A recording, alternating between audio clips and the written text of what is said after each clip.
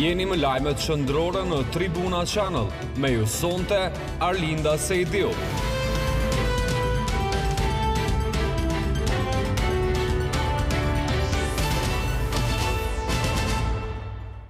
Mirëmbrëma të nderuar shikues, jeni me edicionin e lajmeve qendrore në Tribuna Channel. Fillimisht ju njohim me titujt kryesor për këtë edicion.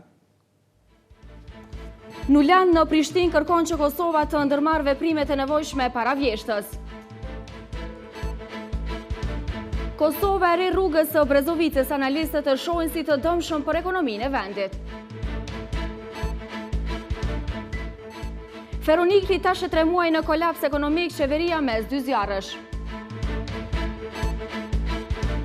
Prodhuesit e mishit dhe qumshtit ende nuk mund të eksportojnë pavarësisht fillimit të zbatimit të MSA-s. Është mirë që Kosova të bëj hapat e nevojshëm para vjeshtës, është ky mesazhi që tha ndihmës sekretarja amerikane e shtetit Victoria Nuland gjatë takimit me presidentin e vendit Hashim Thaçi. Aty po ashtu tha se demarkacioni me malin e zi duhet të miratohet nga parlamenti sa më parë. Ndihmës sekretarja amerikane e shtetit për çështjet të Evropës dhe Euroazis, Victoria Nuland, gjatë vizitës së saj në Prishtinë, ka dhënë mesazhin se vendet e Ballkanit Perëndimor duhet që vetë ndërmarrin hapat e nevojshëm për konsolidimin e shtetit të tyre, por edhe të marrëdhënieve të tyre. Është mirë që Kosova të bëjë hapat e nevojshëm para vjeshtës dhe kështu të ruaj momentumin për zhvillimet pozitive, ka thënë Nuland gjatë takimit me presidentin e vendit Hashim Thaçi, bën të ditur presidenca. Nënsekretarja Nuland përshëndeti arritjet e Kosovës, veçanërisht në luftimin e korrupsionit, por edhe theksoi që nevojitet të bëhet edhe më shumë. Kemi iniciuar plotësimin e kodit penal deri në vjeshtë, do të kemi hapa konkret në këtë drejtim, paralajmëroi presidenti Thaçi dhe shtoi se nuk do të lejohet që askush të ikë drejtësisë. Duke folur për zhvillimet në Kosovë gjithnjë sipas komunikatës, Thaçi është shprehur se skena politike tani ka tejkaluar pamje të shëmtuara që janë parë më herët dhe shtoi se është koha që vëmendja të kthehet tek vendimet e rëndësishme për Kosovën dhe të ardhmen e saj. Demarkacioni me malin e zi duhet të miratohet nga parlamenti sa më parë. Pa të drejtë është kthyer në një çështje politike që po dënon pa të drejtë qytetarët e Kosovës, duke u avonuar liberalizimin e vizave, por duke e vonuar edhe konsolidimin e shtetit, ka deklaruar presidenti Thaçi. Edhe në takim me Nuland, ajo është shprehur se është koha për një kualitet të ri të dialogut në mes të Kosovës dhe Serbisë, që do të sjellë pajtim dhe marrëdhënie fqinësie më të mira dhe më bashkëpunuese. Ata kanë folur edhe për zhvillimet në fushën e sigurisë, duke u theksuar fakti se Kosova mbetet e përkushtuar në luftimin e ekstremizmit dhe terrorizmit, por edhe në përmbylljen e procesit të ndërtimit të arkitekturës së sigurisë, përfshirë themelimin e forcave të armatosura të Kosovës. Pas presidentit, ndihmën sekretarja e Departamentit të Shtetit Amerikan Victoria Nuland është pritur në takim edhe nga kryetari i Kuvendit të Republikës së Kosovës Kadri Veseli. Në këtë takim ata kanë biseduar për proceset aktuale në për të cilat është duke kaluar Kosova. Nuland theksoi se qeveria amerikane vazhdon të mbështesë fuqishëm Kosovën në ecjen e saj përpara. Në këtë kontekst, ajo shtoi se forcimi i sundimit të ligjit, i sistemit të drejtësisë dhe luftimi i korrupsionit e krimit organizuar janë thelbësore për përparimin e Kosovës. Nga ana e tij, kryetari Veseli theksoi se mbetet i përkushtuar tërësisht në agjendën e forcimit të shtetit ligjor në Kosovë, si dhe në reformat e domosdoshme institucionale që kanë të bëjnë me agjendën euroatlantike të vendit. Në takim u bisedua edhe për transformimin e FSK si procesi domosdoshëm në kuadër të forcimit të shtetit të Kosovës.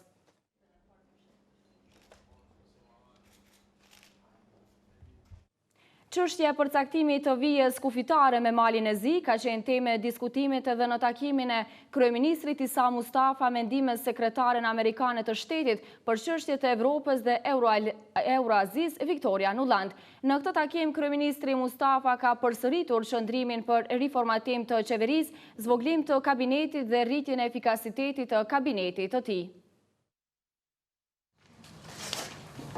Kryeministri i Republikës së Kosovës Isa Mustafa thotë se institucionet e Kosovës, duke u bazuar edhe në përkrajën e ofruar nga SBA-t, do të adresojnë çështjen e demarkacionit të kufirit ndërmjet Kosovës dhe Malit të Zi, duke i hapur udhë lëvizjes së lirë për qytetarët e Kosovës në vendet e BE-s. Këtë qëndrim kryeministri Mustafa e ka bërë të ditur edhe në takim me ndihmës sekretaren amerikane të shtetit për çështjet e Evropës dhe Euroazis Victoria Nuland. Përmes një komunikate për media, bëhet e ditur se edhe ndihmës sekretarja amerikane ka theksuar rëndësinë e adresimit të çështjes së demarkacionit të kufirit ndërmjet Kosovës dhe Mualit të Zi, si një proces shumë i rëndësishëm për hapjen e perspektivës eurointegruese të Kosovës. Kryeministri Mustafa dhe ndihmës sekretarja Nuland diskutuan për zhvillimet në Kosovë, për bashkëpunimin dhe për krajen e mëtejme të SBA-ve për Kosovën. Kryeministri Mustafa njoftoi për progresin e arritur në proceset eurointegruese, në zhvillimin ekonomik dhe në fuqizimin e shtetit ligjor.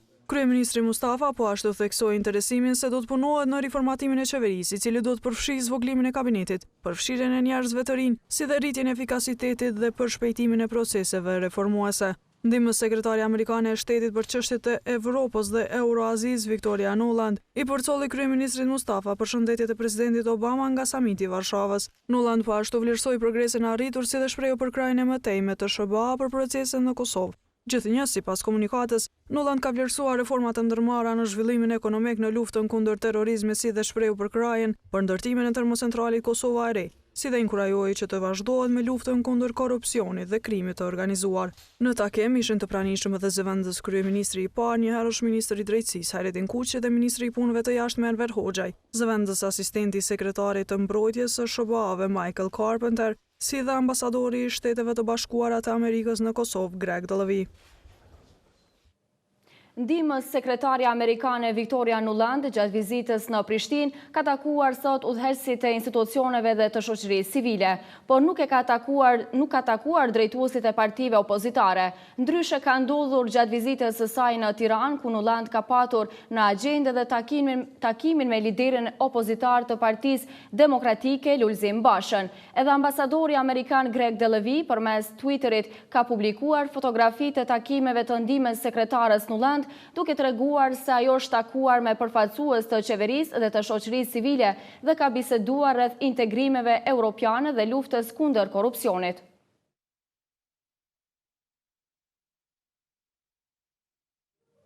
E dikush që ishte bashkë me Nuland në Prishtinë, zëvendës sekretari i mbrojtës i SBA-s Michael Serpeter kërkoi që transformimi i FSK-s në ushtri të bëhet me hapa të sigurt, kjo pasi që sipas tij gatishmëria e Shteteve të Bashkuara nuk do të mungojë asnjëherë. Diskutimet e fundit po bëhen mes ministrit të Forcës së Sigurisë së Kosovës Akil Demollit dhe përfaqësuesve të tjerë të gardës së FSK-s të atyre amerikane. Kjo pasi që për vizitë kishin zëvend sekretari i mbrojtjes së SBA-s Michael Serpeter. Ky i fundit ka deklaruar se do përkrajnë transformimin e FSK-s në forcat e armatosura të Kosovës. Shtetet e Bashkuara luajnë rol të rëndësishëm duke asistuar në forcën e sigurisë së Kosovës. Jemi shumë krenar deri ku kanë arritur ata. Një ditë, ata do të transformojnë forcën e sigurisë së Kosovës në forcat e armatosura të Kosovës, por sidoqoftë, ky është një proces që duhet të shkojë në mënyrë kushtetuese, me ndryshime të legjislacionit dhe ne përkrahim shumë atë proces, por ai duhet të shkojë përmes hapave të sigurt. Serpeter është takuar në ministrin Akil Demollit dhe komandantin e FSK-s Raman Ramani, ku kanë diskutuar rreth forcave të armatosura të Kosovës për ushtrimet dhe trajnimet që kanë ata. Diskutuam këto se si t'i thellojmë marrëdhëniet mes Shteteve të Bashkuara të Amerikës dhe Kosovës për forcat armatosura të Kosovës, veçanërisht me ushtrime, trajnimet përmes ushtrisë së SBA-ve në Evropë dhe komandës evropiane, që janë partner të Shtetit të Kosovës dhe që kanë bërë një punë të mirë gjatë këtyre viteve. Ky bashkëpunim shpresoj shumë që do të vazhdojë edhe në të ardhmen. Ministria e Forcës së Sigurisë së Kosovës për një komunikat për media kanë treguar se gjatë vizitës ministri Demolli e ka njoftuar zyrtarin e lartë nga SBA për letrën që kryeministri Isa Mustafa i ka dërguar NATO-s me kërkesë të krijimit të dialogut mes NATO-s dhe Kosovës, si dhe për hezitimin e shteteve anëtare të NATO-s që nuk e kanë njohur pavarësinë e Kosovës, veçrasa i ka kërkuar për krajen e SBA-ve në këtë drejtim. Përkundër mbështetjes amerikane për termocentralin Kosova e Re, njohës të ekonomisë dhe përfaqësues të shoqërisë civile mendojnë se projekti për ndërtimin e këtij termocentrali është i dëmshëm për ekonominë e vendit. Ata thonë se realizimi i këtij projekti pritet të arrijë çmimin e energjisë për 50%, gjë që do ta rëndonte ekonominë dhe shtresat e varfra.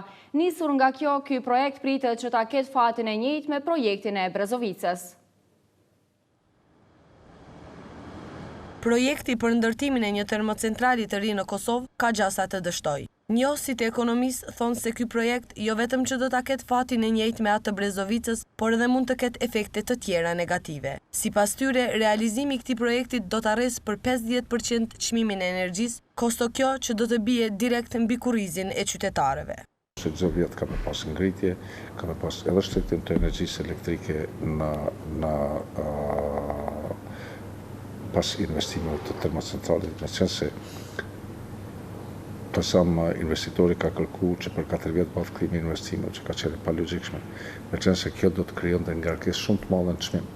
Me projektin për ndërtimin e termocentralit Kosova e Re, nuk janë pajtuar as pjesëtarët e shoqërisë civile. Konsorciumi kosovar i shoqërisë për energji, sipas një raporti të publikuar, thotë se ndërtimi i Kosovës së Re do të dëmtojë ekonominë familjare dhe ekonominë e përgjithshme. Edhe Agrondemi nga Instituti GAP thotë se nga ajo që është parë deri më tani, qeveria e Kosovës është e fokusuar në suksesin e Kosovës së Re, edhe sikur të rrezikohet komplet sektori energjetik. Edhe Kosova e Re ndoshta do të jetë shumë më problem se sa Brezovica, duke marrë parasysh që kërkohet investim shumë më i madh se në Brezovicë, edhe kompania e cila është parakualifikuar, po është kualifikuar tashmë. E dim emrin e kompanisë, nuk i ka paratë siguruara.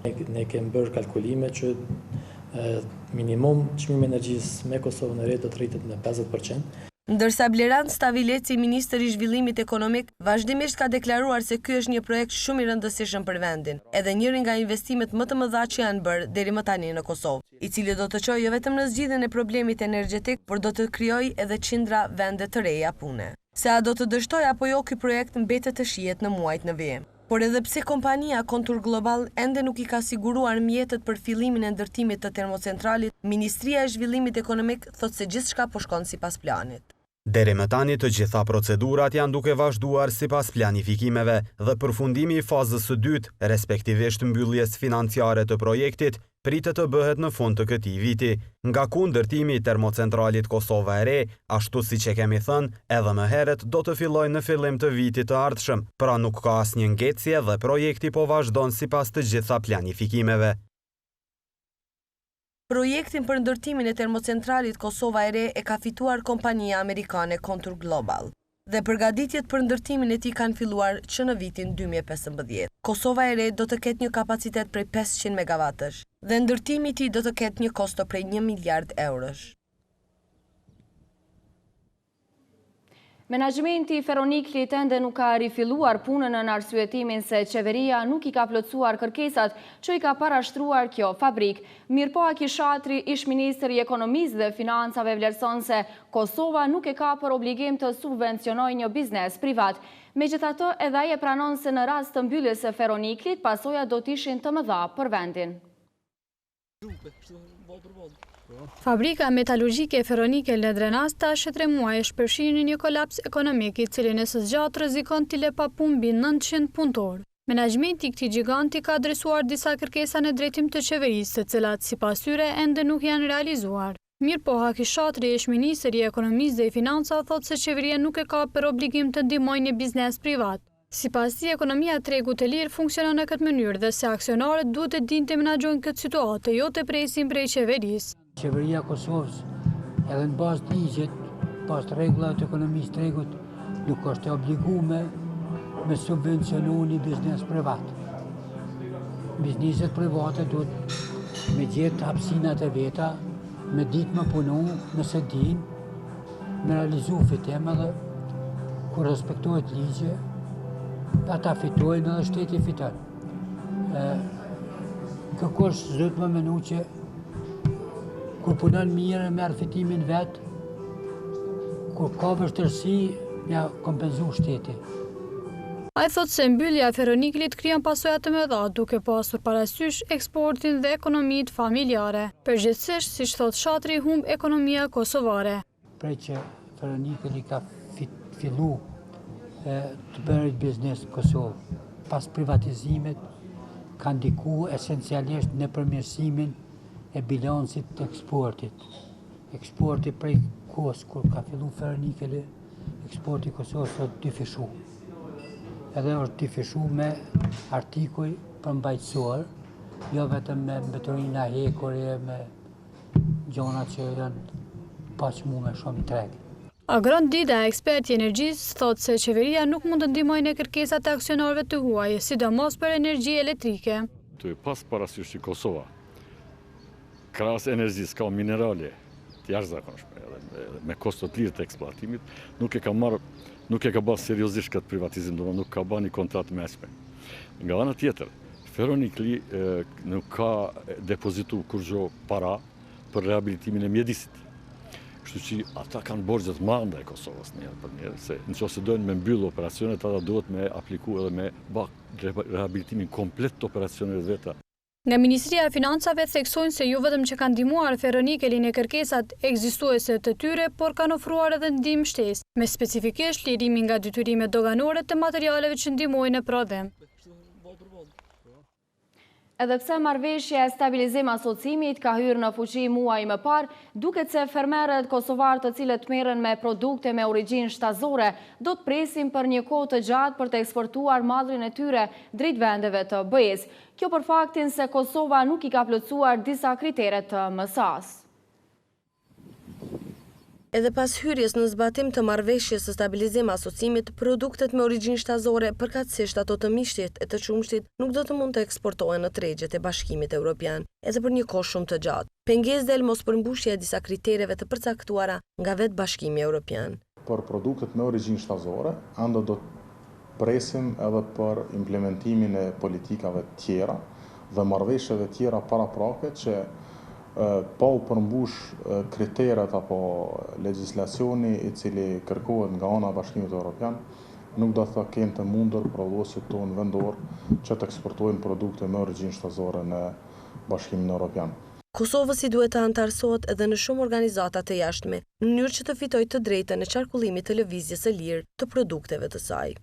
Këto rregulla apo procedura parashojnë që vendi ynë fillimisht duhet jetë antar i organizatës OIS, organizatë e cila e monitoron politikat e luftimit smundjeve infektive në vendin tonë tek kafshët, dhe kur ne të realizojmë politika për luftimin dhe shërnjosin e disa smundjeve dhe ne kur të marrim monitorimin nga këto organizata, pa marrë monitorimin nga ta dhe pa marrë të quaja certifikimin apo njohjen e tyre si shtet apo zonë e lirë nga smundjet infektive, ne nuk do ta kemi mundësinë. E Arif Elshani nga Oda Ekonomike e Kosovës thotë se sa i përket eksportit, vendi deri më tani nuk ka krijuar asnjë benefit për prodhuesit vendas dhe se ende nuk i ka plotësuar kriteret që kërkohen nga vetë marrëveshja e stabilizim asocimit. Kosova është dashur të formon një komision që ato produkte shtazore që ne i ushqejmë së të kontrollojmë a janë të shëndosha për ushqimin tonë dhe mandej me siguri që të eksportohen.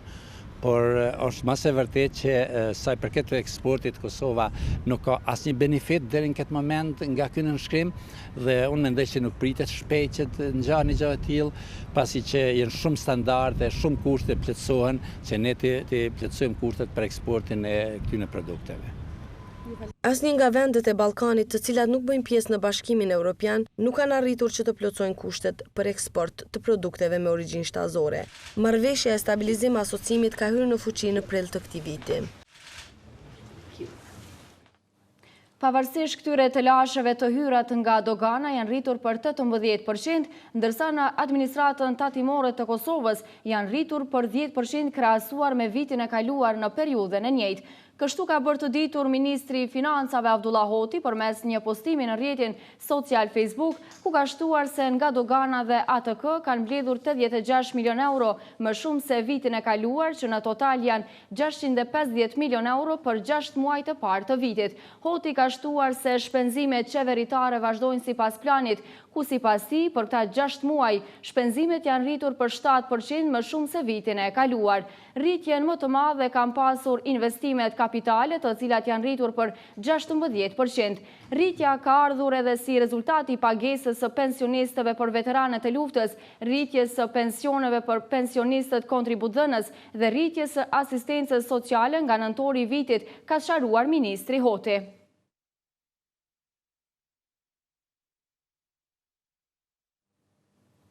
Vazhdojmë edicionin me aktualitetet të tjera. Në klinikën e psikiatrisë, rrezikshmëria e personelit mjekësor është shumë e madhe. E rreziku që i kanoset personelit në këtë klinik nuk ju paguhet për shkak të mungesës së mjeteve financiare.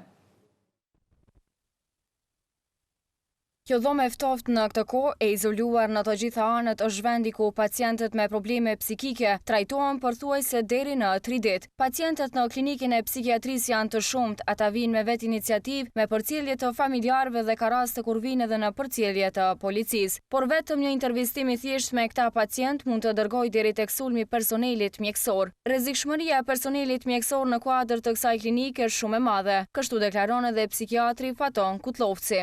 Kemi pas raste, ndoshta mundem edhe me përmend që edhe gjatë vizitave rutinore që i kryejmë në për reparte ka ndodhur që gjatë kryerjes së vizitës me pacient, ne kemi pasur raste kur doktori është sulmuar nga ana e pacientit, ajo është qaftyra, janë tyrë syzat, është tyrë, është sharë. Ai thotë se rrezikshmëria që ka në këtë klinik nuk jo paguhet. Klinikën e psikiatrisë nuk paguhet në kompenzim shtesë për rrezikshmërinë në punë të personelit mjekësor specializuar për psikiatri.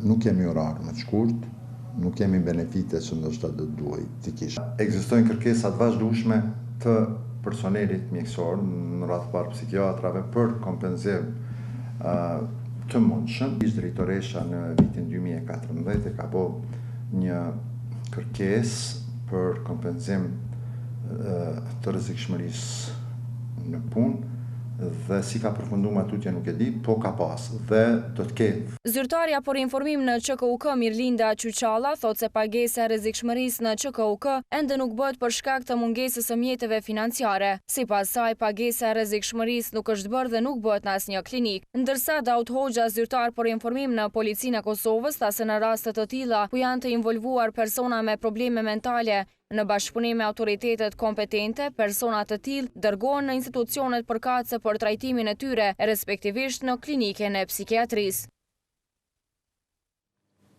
Rrezik po paraqesin edhe temperaturat e larta, ato kanë ndikuar në shtimin e numrit të pacientëve që kanë kërkuar ndihmë në qendrën emergjente të QKUK-s. Përkundër që Instituti Kombëtar i Shëndetësisë Publike ka bërë thirrje personave të moshuar të kenë kujdes ndaj ekspozimit të këtyre temperaturave, shumë pensionistë shihen duke frekuentuar sheshin gjatë kohës me diell. Temperaturat e larta të cilat po mbretërojnë këto ditë në Kosovë ka bërë që në qendrën emergjente të shtohet numri njerëzve që kërkojnë ndihmë.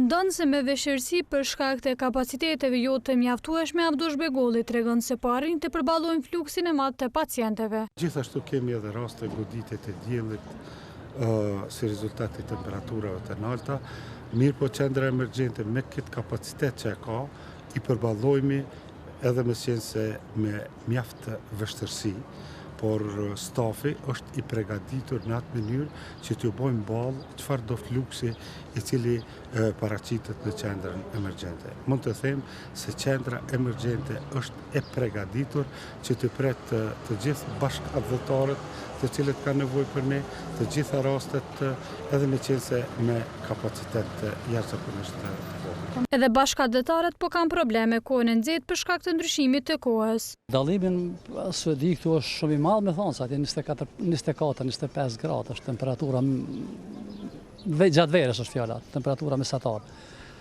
Është pak nxehtë për neve, po mirë është vetë. E dikush thotë që pensionistët nuk i kanë kushtet për të freskuar në deti. Qërë nga plesht, nuk punojmë kur gjo, e kemi një klub pensionerëve që atë përqojmë kohën gjithë ditën, kush ka mundësi shkon deti, kush ka mundësi del gërmisi, po nuk ka, asjo nuk ka pare me shkon deti. Me 158 ilaqës nga dali po s'kem sa me pa. Instituti Kombëtar i Shëndetësisë Publike ka bërë të ditur masat e rekomanduara mbrojtëse për shëndetin e personave të moshuar gjatë ekspozimit ndaj temperaturave të larta të ajrit, posaçërisht për të moshuarit me sëmundje kardiovaskulare dhe sëmundje të tjera kronike. Sipas institutit, personat e moshuar asesi nuk duhet të ekspozohen në rrezet e diellit në intervalin kohor prej orës 10 deri në orën 17, por edhe personat e tjerë me sëmundje të zemrës ose ata me diabet. Sipas udhëzimeve të institutit, përveç këshillave të marra nga mjeku për përdorimin e barnave tek të moshuarit, është e domosdoshme matja më shpejt e tensionit arterial.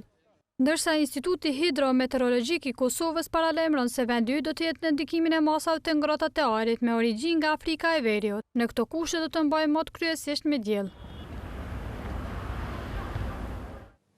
E diela për shumë shqiptarë është tradicionale për të organizuar dasma, por rastet kur ahengjet në Kosovë kthehen në fatkeqësi janë të shpeshta për shkak të përdorimit të armëve tradicionalisht. Policia e Kosovës po monitoron këto situata përmes një urdhri policor të lëshuar enkas në sezonin e verës. Në sezonën verore është një numër i madh i bashkëdhetarëve që vijnë në Kosovë. Kështu bashkë me ta shtohet edhe numri i dasmeve ahengjeve në familje të ndryshme. Jo rol herë ka dhe përdorim të armëve duke shndruar festa në fatkeqësi. Si të panevojshëm përdorimin e armëve vlerëson edhe qytetari Nusret Sugojeva. Është shumë keq është përdorimi i këtyre armëve gjatë ahengjeve apo dashme, si thati. Mendimi jam është me ndalu të gjitha. Do të thonë mos mi përdor armë me një fjalë në për ahengje dhe në përdor. Besoj se policia i kryen punën e vet apo është pak vështirë. Çdo ahengjë o fjala me post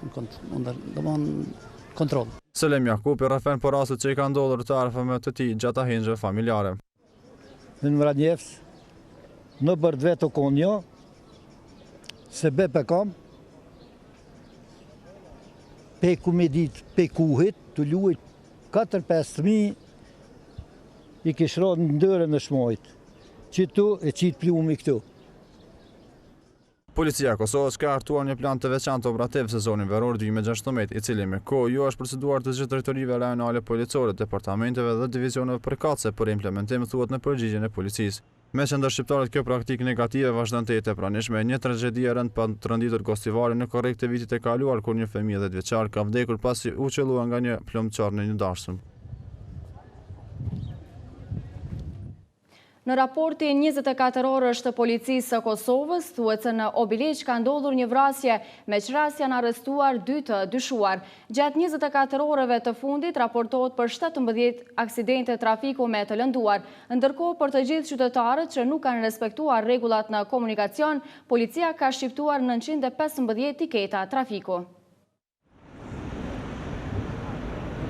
Policia e Kosovës ka raportuar se gjatë 24 orëve të fundit ka arrestuar 15 persona për vepra të ndryshme penale, si sulm fizik, vrasje në tentativ, posedimi narkotikëve. Në Obiliq ka ndodhur një vrasje me qrasje janë arrestuar 2 të dyshuar të cilët për motive të panjohura dyshohet se kanë shtënë me armë zjarri në drejtim të viktimës. Viktima është dërguar në QKMF Obiliq pa shenja jete, ndërsa me vendim të prokurorit të dyshuarit janë dërguar në mbajtje. Po ashtu në Obiliq një person ka sulmuar me thik një fëmijë femër të moshës 9 vjeçare, pas kësaj i dyshuari kishte ikur nga vendi i ngjarjes dhe pastaj në befasi ka sulmuar dhe 2 zyrtar policor, të cilët ishin në kërkim të tij, duke goditur njërin me thik të cilët i ka shkaktuar lëndime trupore.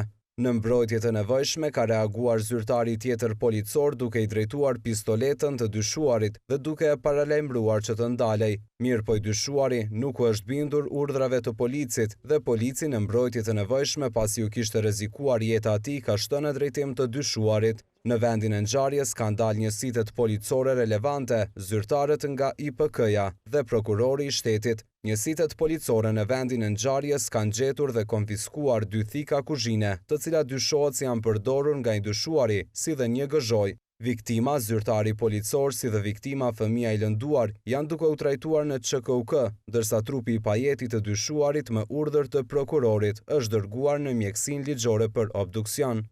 2 të dyshuar të tjerë janë arrestuar në Prishtinë, pasi që njëri nga të dyshuarit ka rrahur bashkëshortën e tij duke e kanosur se do ta vrasin atë dhe familjen e tij. Gjatë 24 orëve të fundit raportohet për 17 aksidente trafiku me të lënduar, ndërkaq për të gjithë qytetarët që nuk kanë respektuar rregullat në komunikacion. Policia ka shqiptuar 915 tiketa trafiku. Në vazhdim ndjekim lajmet ndërkombëtare të përfshira në blog. 2 sulme me bomba nga militantët kurd kanë vrarë 6 pjesëtar të forcave të armatosura turke në pjesën juglindore të Turqisë. Ushtria turke ka raportuar sot se 4 ushtarë të saj janë vrarë, kur një bombë ka shpërthyer duke shkatëruar veturën me të cilën udhtonin ushtarët në krahinën Hakari, përgjatë kufirit me Irakun. Një tjetër ushtar dhe një pjesëtar i një formacioni të armatosur nga shteti të një fshati janë vrarë gjatë një sulmi me bombë në qarkun Erkes të krahinës Van gjatë natës. Ankaraja fajson grupin militant Partia Punëtorëve të Kurdistanit, grup ky i shpallur i jashtëligjshëm nga Turqia. Anëpushimi 2 vjeçar në mes të PKK-s dhe qeverisë turke ka marrë fund në korrikun e vitit të kaluar. Më shumë se 40.000 njerëz janë vrarë në konfliktin prej se PKK e shpallur organizatë terroriste nga Turqia. SBA-DBE e ka filluar kryengritje në vitin 1984. Ministri i jashtëm i Egjiptit është duke kryer një vizitë të rrallë në Izrael me qëllim të ringjalljes së procesit të paqes në mes të Izraelit dhe palestinezëve. Vizita e sa me Shokris në Izrael me 10 korrik është e para një kryediplomati egjiptian pas 9 vjetësh. Ai pritet të takohet edhe me kryeministrin izraelit Benjamin Netanyahu. Udhëtimi ka ndodhur pas përpjekjeve franceze për të rikthyer në tavolinën e bisedimeve Izraelin dhe palestinezët. Shokri ka mbajtur takime edhe me zyrtar të palestinezëve në Ramallah me 29 qershor. Egjipti thotë se procesi i paqes duhet të përfshijë krijimin e shtetit të pavarur të palestinezëve, duke respektuar kufinjet e vitit 1967 dhe duke e pasur Jeruzalemin lindor kryeqytet. Megjithatë, përpjekjet e mëhershme për të bërë bashk Izraelin dhe palestinezët nuk kanë pasur sukses gjatë viteve të fundit. Zyrtarët e Izraelit kanë thënë se vetëm bisedime të drejtpërdrejta me palestinezët mund të japin fund konfliktit të gjatë. Por autoritetet palestineze thonë se ndërtimi i vendbanimeve izraelite në teritoret e okupuara pengojnë përpjekjet për bisedime për paqe. Pushteti në Brazil ka thënë se është duke shqyrtuar shitjen e aeroporteve në Sao Paulo dhe Rio për të zvogluar deficitin e madh të vitit të ardhshëm, i ka thënë një gazete vendore presidenti i përkohshëm i këtij vendi, Michael Temer. Është e mundshme që do të përfundojmë duke i shitur, do të na jepte një shumë të mirë, citohet të këtë thënë Temer. Brazili planifikon të shes disa prej aseteve të saj dhe të jap licenca për kompani të ndryshme që duan ndërtimin dhe operimin e objekteve infrastrukturore në përpjekje për të ringjallur ekonominë dhe reduktuar deficitin e buxhet, i cili këtë vit vlerësohet të arrijë mbi $51 milion. Kemi arritur në fund të këtij edicioni informativ. Për më shumë informacione, vizitojini faqen gazetatribuna.com. Ju falemnderit për vëmendjen, bashkë miropafshim.